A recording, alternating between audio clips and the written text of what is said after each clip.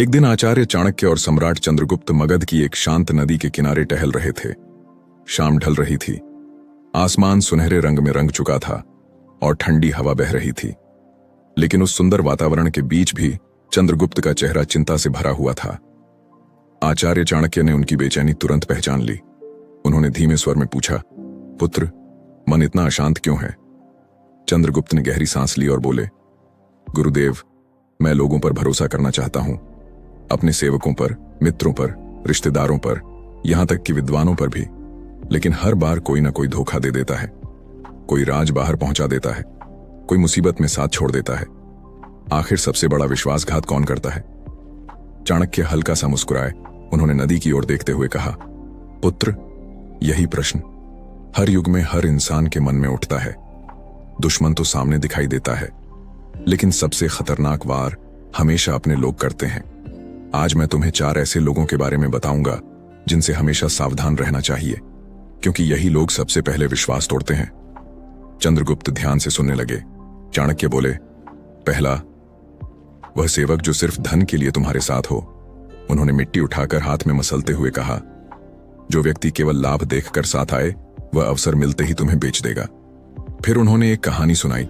मगध के एक राजा ने अपने सेवक को सोने की थैली देकर कहा, यह तुम्हारी वफादारी का पुरस्कार है।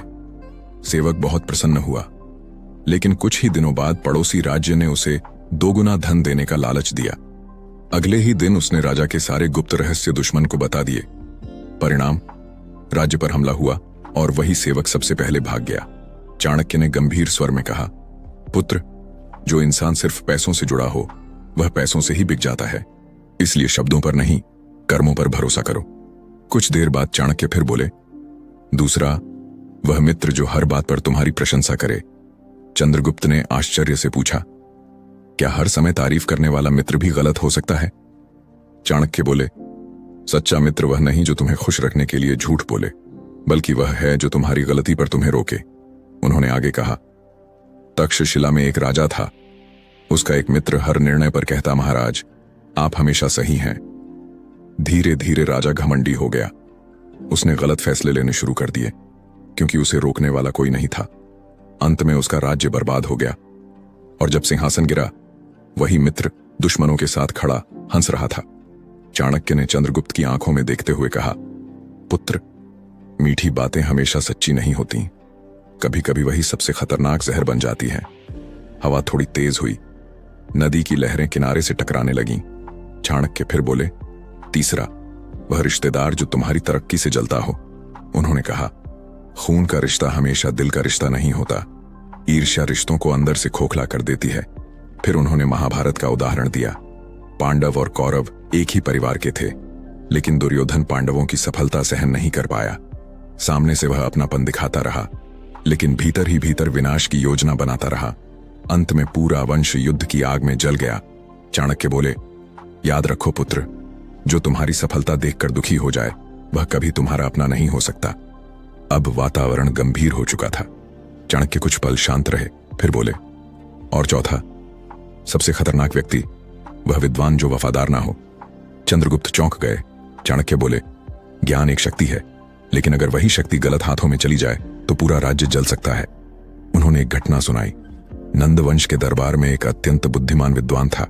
राजा उस पर बहुत भरोसा करता था, लेकिन उस विद्वान ने लालच में आकर दुश्मनों से हाथ मिला लिया।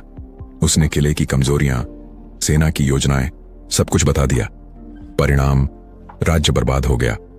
चाणक्य ने गंभीर स्वर में कहा, पुत्र, बुद्धिमान शत्रु मूर्ख शत्रु से 1000 गुना अधिक खतरनाक होता है।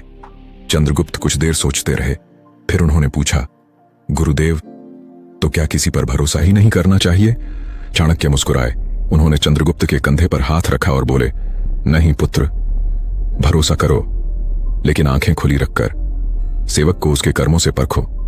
मित्र वही चुनो जो सच बोलने का साहस रखता हो। रिश्तेदार वही अपना है जो तुम्हारी सफलता में खुश हो, और विद्वान वही श्रेष्ठ है जो अपने ज्ञान से तुम्हारी रक्षा करे, विश्वासघात नहीं।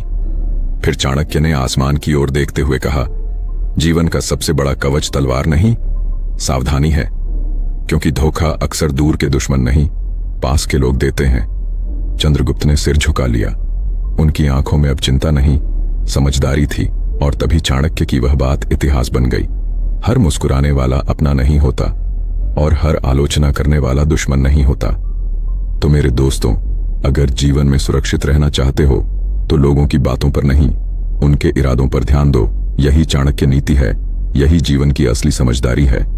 अगर आपके साथ भी ऐसा होता है तो कमेंट जरूर करें, और वीडियो थोड़ा सा भी इंफॉर्मेटिव और हेल्पफुल लगा हो तो चैनल को सब्सक्राइब